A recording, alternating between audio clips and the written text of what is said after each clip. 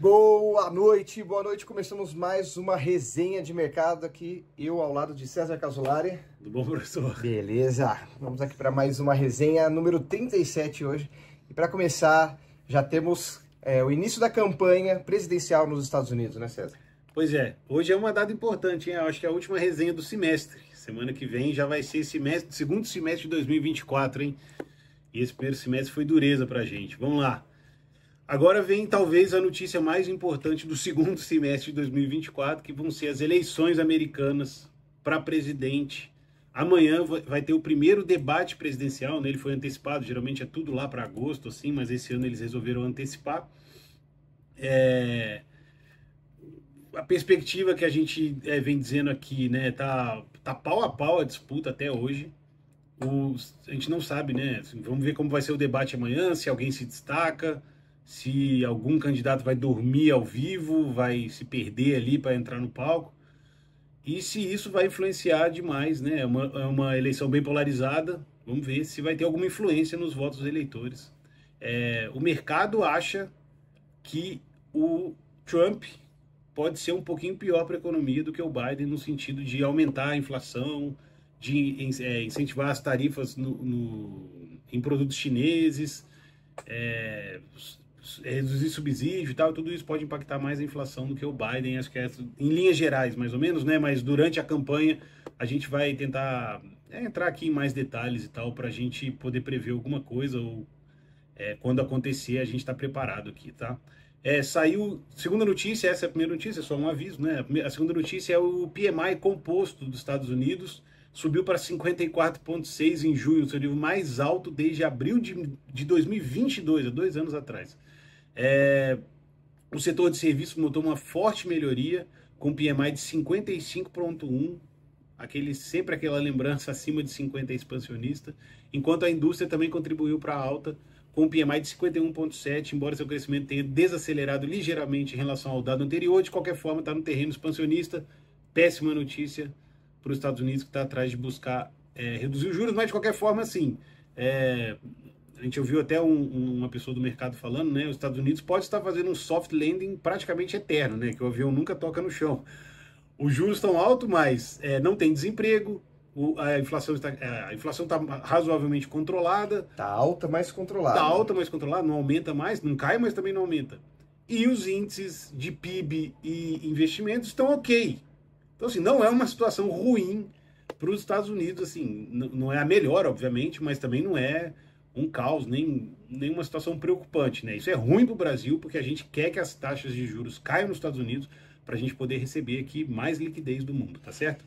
Lembrando também que a gente veio de uma taxa americana na casa do 0 a 2% ali, num momento pós-pandemia, mas pré-pandemia não era isso. Ele também já era um pouco mais alto, já era próximo de 4, 3, 4.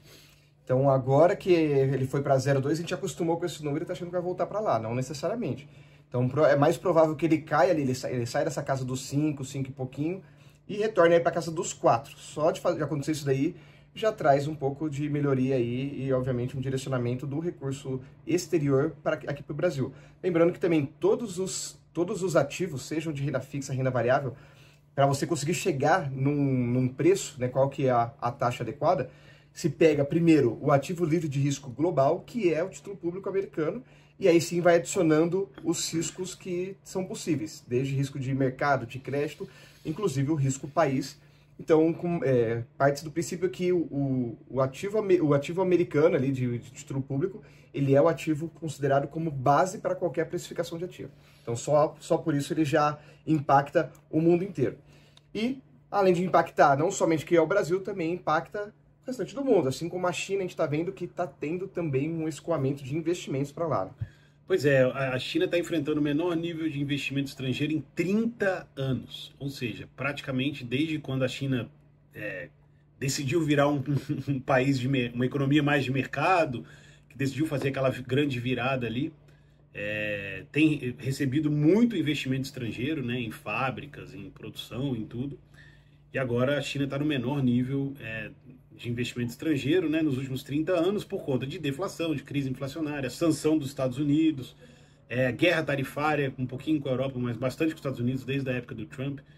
durante muito tempo as empresas ocidentais se queixaram de um acesso desigual na China, né? Ou seja, elas tinham muito menos privilégio do que uma empresa local, mas elas tinham ao mesmo tempo um mercado consumidor gigante e também poderiam fornecer para o resto do mundo inteiro, né? Saindo da China ali. E os governos agora estão preocupados com essa coerção econômica, né? Como eles estão chamando.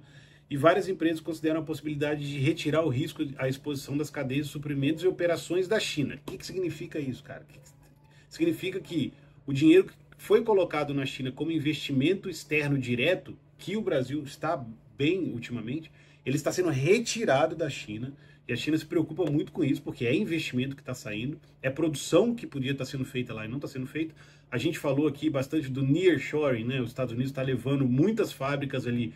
Como para eles ainda é muito caro levar essas fábricas para os Estados Unidos, por conta de, principalmente, salário, por conta de tributos e tal, eles estão levando para o México, que é um anexo ali, né, bem pertinho dos Estados Unidos, ganha com o custo de transporte, perde com o custo de mão de obra, com alguns outros custos, mas geopoliticamente é melhor para os Estados Unidos. Diminui o custo de frete, né? Exato. Tem várias coisas que são favoráveis, e até mesmo a insegurança jurídica e política que existem nos países ali que são parceiros estratégicos, mas são inimigos dentro de um contexto ali de briga por poder. Pois é, então isso a China está bastante preocupada. A China está agora, o jogo virou, né, assim, completamente. A China está reclamando que os outros estão tarifando os produtos dela, né? Entrou na OMC contra a Europa ali por estar tarifando carro elétrico e outros produtos. Então a China quer um livre mercado, o que é engraçado do ponto de vista econômico, mas ela tem razão de reclamar. Ela está na OMC, ela pode fazer essa reclamação, foi feito contra ela várias vezes. E ela tá com um jeitinho ali, né? Ela tá fazendo uma parceria ali, principalmente com a Hungria ali, que são países que têm essa entrada na Europa, e aí facilita também a colocação de produtos chineses dentro da própria Europa. Exatamente, é isso aí. E na Argentina a gente está vendo que estão surtindo os efeitos ali. Já tem acontecido algumas coisas, já tem surgido uma melhora ali no cenário argentino, mas a gente está vendo que está cada dia melhor e a gente está vendo ali uma coisa até surpreendente na inflação argentina. Pois é, aconteceu semana passada, né? Na verdade foi anunciado um fato sem precedentes e também em 3 décadas. Olha aí, estamos em 2 países aí, a primeira vez que acontece alguma coisa em 30 décadas. Desculpa, em 3 décadas, 30 anos. Foi a terceira semana de junho registrou uma inflação de alimentos na Argentina de 0,0%. Ou seja, os preços não se modificaram pela primeira vez em 30 anos na Argentina, nessa medição semanal de alimentos e bebidas, no caso. Esse dado representa a primeira semana sem aumento de preço em 30 anos e um marco significativo na luta contra a inflação na Argentina. A nível geral, a inflação de junho mês corrente, se encontra próximo de 2,4, bem abaixo do 4,4 que foi em maio, e vem caindo mês a mês, né? Assim, vem caindo bastante, né? Não é que cai, tá a metade, né? Tudo bem que ele vai ficar um pouquinho mais alto agora com o final do mês, mas é uma queda expressiva. Com uma projeção otimista para o restante do mês, até o final, tem mais uma semaninha aí para acabar. Essa queda na inflação é vista como sinal positivo das políticas econômicas implementadas pelo governo Milei, que assumiu a presidência com o objetivo de estabilizar a economia e principalmente reduzir o déficit fiscal, que na Argentina é gigantesco. Dólar blue na Argentina batendo também topo histórico, 1.357, se eu não me engano, tá batendo agora, tá? Legal, mas existe mesmo esse negócio de déficit fiscal? Ou é mito? Em alguns países existe, em outros a gente acha que esse conceito é um conceito ultrapassado, cara, é um conceito muito ultrapassado. Vamos ver se faz sentido aí, porque da mesma forma que a gente está sofrendo um pouco com isso aqui, a Argentina que tem... Olha como as coisas são interessantes, né? Não importa simplesmente qual que é o patamar, mas importa a direção. Exato. Importa a evolução. Então, a gente está vendo ali que a Argentina, que tem um endividamento bizarro, está atraindo, já retomando investimentos, porque tem um direcionamento ali de queda, enquanto a gente aqui... E cortando muitos juros. Cortando muitos juros. Não só juros, cortando muito gastos, muitos juros, muita coisa melhorando ali na Argentina. Então é só, além deles estarem, apesar de eles estarem muito piores que a gente nesse momento, a projeção para eles é muito positiva, enquanto a gente que está numa situação mais confortável tem uma projeção pessimista. Então, só isso já muda bastante a atração de investimentos exteriores, que é o que financia o país, né? Os juros não é só para remunerar o investidor ali, só para travar o mercado, como o presidente tem falado. Ele serve também para atrair os investimentos, e não somente aqui no Brasil, mas também lá fora. Então, por isso que é importante retomar aquilo que eu falei dos Estados Unidos, que é o balizador ali da taxa de juros, para poder atrair dólares aqui e melhorar o desenvolvimento interno, não somente a gente pegar, produzir alguma coisa e mandar lá para fora. Perfeito. E falando nisso, falando sobre o Brasil, a gente vai ver também que... Ah, você estava falando do Brasil? Não, falando de outro país ali. Falando agora sobre o Brasil, a gente vê que os juros saiu a ata do Copom, e a gente vê que os juros já não vai mais seguir aquela tendência de queda que a gente vivia. Já tínhamos essa percepção, mas agora está oficializado pelo Copom, pelo Comitê de Política Monetária do Brasil, e vemos agora que a tendência ali, pelo menos de curto prazo, é que ele fique no mesmo patamar, e aí possivelmente, dependendo de como as coisas caminharem, é mais provável que suba ao invés de cair. De qualquer maneira, pelo que a gente leu no Copom e as declarações, principalmente do Gabriel Galípolo, a gente acredita, né, o mercado inteiro acredita em juros altos por mais tempo. Pode cair para 10,25, pode cair para 10, pode até cair, mas vai ficar num patamar alto. Esse é o ponto. E isso se estende ao mundo inteiro, eu acho. Assim, vai ser um período de alguns anos de juros, na média, bem mais altos do que a gente estava acostumado, principalmente na última década, até o Covid, e de inflação também mais alta. Então vão ser dois componentes aí que vão pressionar bastante aí as economias, né? A gente vai conviver com esses dois dados mais altos, e não parece que nenhum país está com perspectiva, principalmente porque os Estados Unidos não têm essa perspectiva. Isso pode refletir muito fácil para todos os outros, ainda mais para aqueles que não fazem o dever de casa, né? A gente saiu aqui uma notícia razoável aqui para começar bem, né? Vamos entrar em campo com o pé direito aqui. PCA 15 do Brasil, PCA 15, prévia da inflação oficial, desacelerou em junho, mas ainda em alta de 0,39, tinha sido 0,44 em maio, ou seja, caiu 0,05. Em 12 meses, o IPCA 15 está em maio foi 4,6, acima dos 3,70 observados nos 12 meses anteriores, ou seja, a gente fechou um pouquinho acima, apesar da baixa, é um pouquinho acima, ou seja, foi um dado mais alto do que há 12 meses atrás. Alimentação e bebidas é a maior pressão. Alimentação a domicílio, principalmente, acelerou de 0,22 em maio para 1,13% em junho. O que é alimentação a domicílio? É muito mercado, feira, sacolão, daqui, Opa, não pode falar o nome, não estão patrocinando. E entregas em casa, né? Tudo isso pesa muito, então foi de 1,13 no mês de maio, né? Um dado bem alto aí de alimentação e bebidas. E a gente vai para o segundo dado, que para o governo é positivo, mas ele traz um pouco de preocupação aqui para a gente. Vamos explicar depois por quê, que foi a arrecadação federal. Ela subiu 10,46% em maio e alcança o maior valor para o mês desde 2000. Então, em 24 anos, esse foi o maior dado de arrecadação no mês, de aumento de arrecadação no mês. No acumulado de janeiro a maio, a arrecadação teve alta real, ou seja, acima da inflação, de 8,72%. E, segundo o Fisco, também é o maior valor arrecadado para o período desde 2000. Ou seja, a gente tem uma arrecadação muito alta no Brasil, igual não se via há 20 anos no país, não é 30, não chegamos no nível de China e Argentina aí nas novidades dessa semana, mas é um valor considerável, é um período considerável também, né? Qual que é o problema? O cara pensa, aumentamos a arrecadação, então tá bom, a gente está entrando mais dinheiro para o governo, vai ficar mais tranquilo. Porém, o resultado primário de maio, que é arrecadação menos gastos, registrou um déficit de 58%, 58 bilhões. É um déficit recorde para maio. Não, desculpa, a espera do déficit era 58 e o déficit foi de 60 bilhões, que é um recorde para o mês de maio. Fica em segundo colocado, se eu não me engano, só abaixo de maio de 2020, que foi o primeiro mês da pandemia. Em maio, o governo registrou esse déficit de 60,9 bilhões, segundo pior resultado da série histórica, só pede para maio de 2020. No acumulado dos 5 primeiros meses deste ano, embora a arrecadação seja maior em 20 anos, as contas do governo registram um déficit primário de 30 bilhões. Então, assim, arrecadamos bastante, mas gastamos mais ainda. E isso é o que o Banco Central vem salientando nesses últimos 5, 6 meses, nesse mesmo período aí. É por isso que na penúltima reunião do Copom a gente teve uma desaceleração da queda da Selic, e por isso que na última reunião a gente teve uma parada na queda, né? O Banco Central manteve a taxa igual e não colocou um guidance que seria como que eu traduzo isso, guidance? Seria uma perspectiva de manutenção de taxa, mas está muito próximo disso, pelo que os dados saíram no Copom. Não tem um guidance de manutenção, ou seja, não é provável que tenha manutenção, mas ao mesmo tempo é muito provável que tenha essa manutenção de juros mais alto, podendo até ser elevada dependendo dos resultados, né? Semana passada a gente falou aqui do Lula, que continuou falando bastante coisa em relação a gasto, fez comparações esdrúxulas de outros países da OCDE, como os Estados Unidos, que tem 123% do PIB de dívida, o Japão também e tal.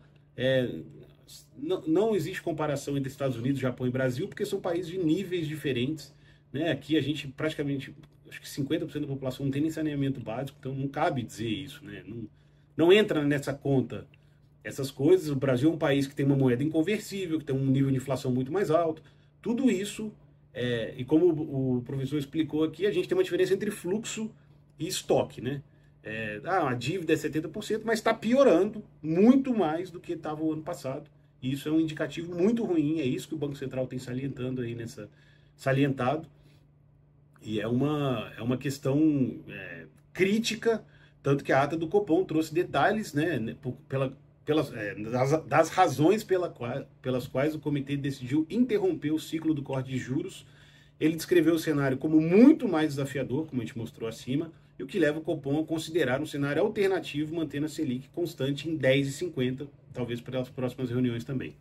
Um ponto importante falar que o déficit primário, quando a gente fala de primário, a gente está falando simplesmente de arrecadação contra gastos do governo. Então, isso tem que ser já negativo, porque a gente tem que estar arrecadando mais, tem que ser positivo, né? Porque a gente tem que arrecadar mais do que está gastando, né? Ou seja, tem que fazer isso, porque ainda assim ele não resolve o problema. Lembrando que isso é só a primeira parte. Quando a gente olha para o resultado nominal, a gente pega essa conta e acrescenta ainda os juros da dívida.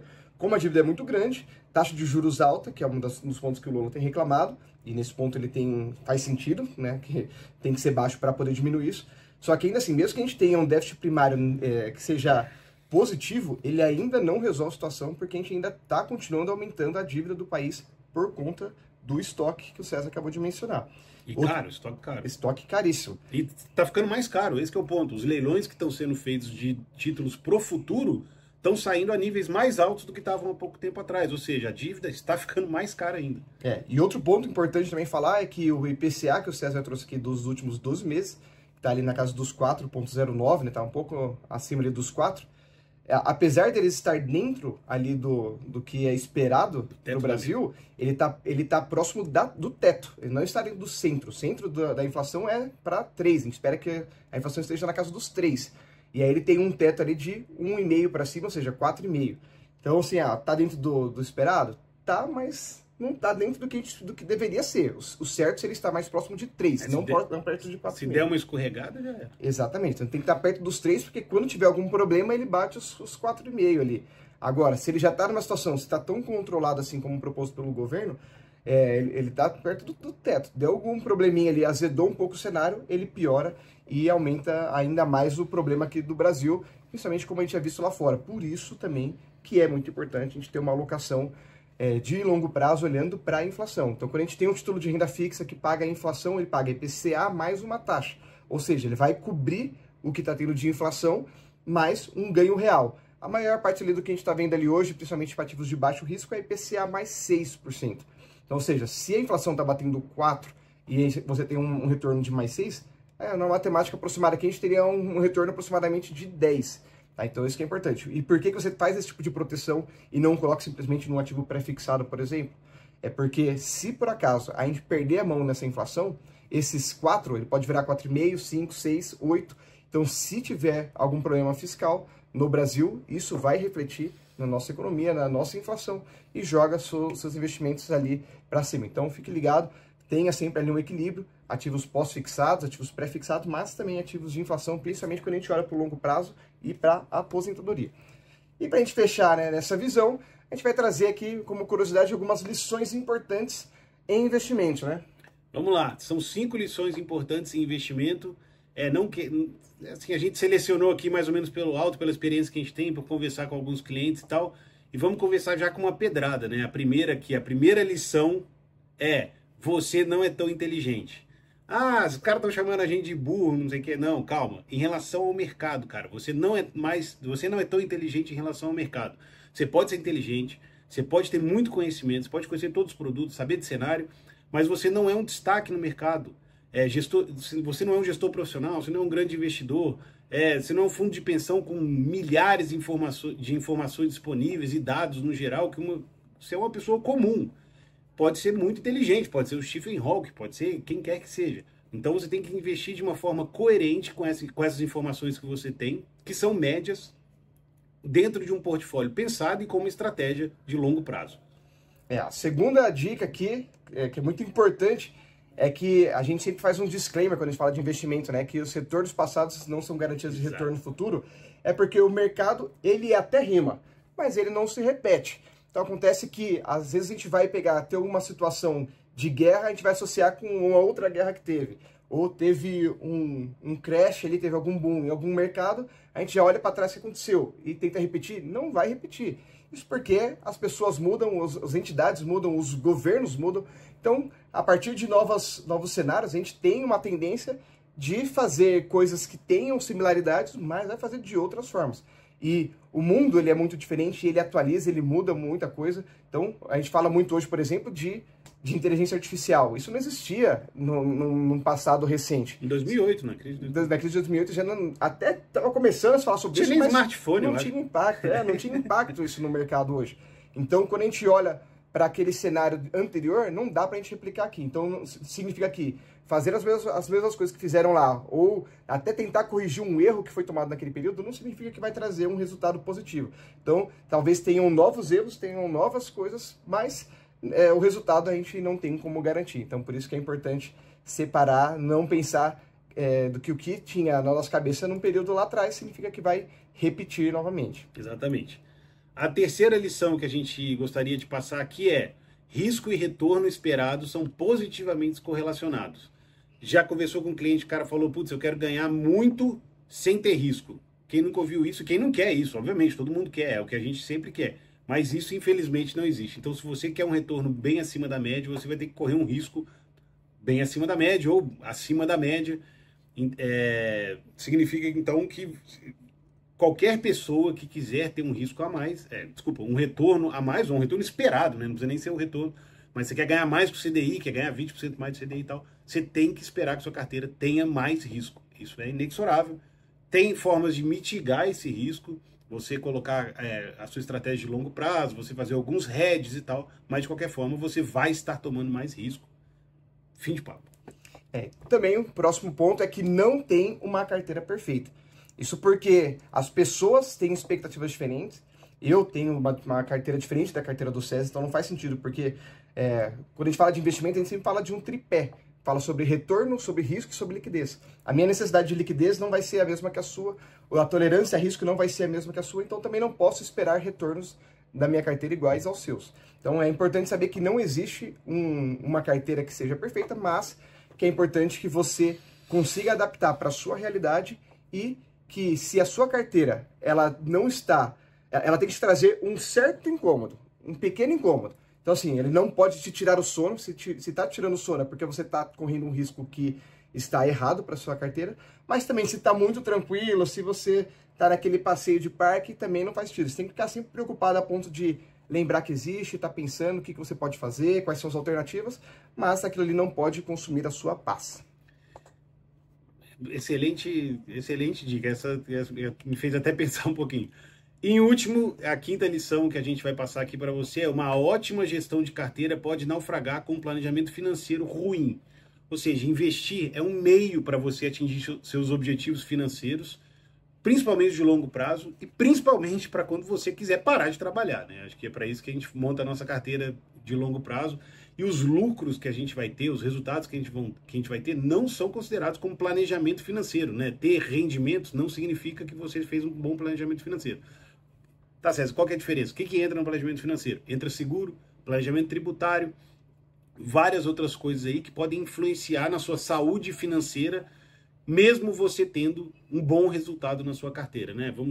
Vou falar um exemplo rápido aqui, você está tendo muito lucro, tal, tá ganhando, não sei o quê, chega uma hora, você sofre um acidente, tem um problema, tem que gastar uma grana porque, sei lá, quebrou um braço, teve uma doença mais séria, e todo o seu planejamento, todo o seu lucro vai por água abaixo, você não vai ter mais o dinheiro que você esperava ter na sua aposentadoria, porque você teve um incômodo ali, alguma coisa ali que acabou com a sua estratégia de investimento. Então a estratégia de investimento, ela anda de mão dada com o planejamento financeiro, seguro, planejamento tributário é muito importante, sucessório, tudo isso entra ali no planejamento, em que a gestão da carteira é um dos tripés, não, porque tem mais de pés, né? Um dos pezinhos ali, da centopeia, talvez, da sua saúde financeira. Quando a gente fala de planejamento financeiro, é importante a gente lembrar que faz parte disso o seu orçamento, que é quanto que você gasta, quanto você arrecada, assim, não é só o governo que passa por isso. Suas folhas de cheque. Suas folhas de cheque. Qual que é como que tá a sua carteira de investimento, como que ela conversa com a sua previdência, como que ela conversa com a sua gestão de riscos, que é essa parte que o César falou sobre seguros, como que tá a sua gestão tributária, não só aqui no Brasil, mas sua internacionalização da sua carteira, como que está a sua sucessão, se você vai consumir esse recurso ou vai passar isso para herdeiros, enfim. Tudo isso precisa se conversar, porque não adianta você olhar só para uma dessas pernas, eventualmente você está com a perna de investimento excelente, mas todo o restante está ruindo e vai comprometer o resultado final. Então, para isso, fala aqui com a gente, que a gente está disposto a te ajudar a montar, a entender o seu planejamento, o que faz sentido para o seu perfil, para a sua família, e aí sim você consegue construir um patrimônio de longo prazo para te trazer paz e tranquilidade para o seu futuro e para a sua aposentadoria. Fechamos aqui então mais uma resenha de mercado. Última do semestre. Última do semestre, então fechamos em grande estilo, para começar melhor ainda na próxima semana. Contamos aqui com você, deixe suas dúvidas, suas perguntas, suas sugestões, para que a gente possa trazer mais conteúdo de qualidade para você. Ficamos aqui, um abraço e até mais. Valeu, César. Falou, boa noite, pessoal.